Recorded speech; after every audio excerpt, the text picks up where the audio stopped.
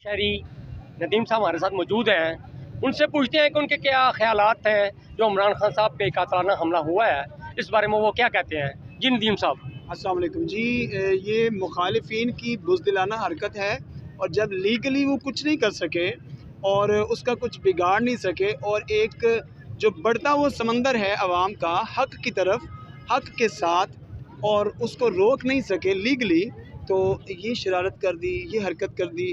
किस अवामल से किए ये तो बात की बातें हैं, ये तो वो इंटरोगेशन होगी, जो भी होगा उसके बाद पता चलता है। लेकिन मैं ये कहना चाहता हूँ कि हमारे पास मुल्की लेवल नहीं, इंटरनेशनल लेवल पे हमारे पास उम्मत मुसलमान के लिए इस वक्त कोई नेमुल बदल नहीं है इमरान खान के सिवा।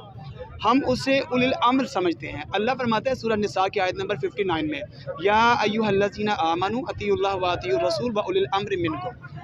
ए ईमान वालो, अल्लाह की इताअत करो, नबी अलैहिस्सलाम की इताअत करो, और उन लोगों की इताअत करो, उसकी इताअत करो जो तुम में से अमर वाला है, हुक्म वाला है। अब जो हमारे ऊपर ज़बरदस्ती हुक्म अमर वाला बनाया गया, वो डिसेबल है मेंटली भी, वो फॉरेन पॉलिसी मेकिंग में भी डिसेबल है, इंटीरियर पॉलिसी मेकिंग में भी डिसेबल है, वो हर तरह से डिसेबल है।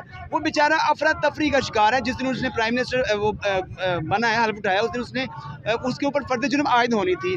तो ये अजीब सा मजाक हमारे मुल्क के साथ सिर्फ नहीं है, ये पूरी उम्मत मुस्लिमा के साथ है।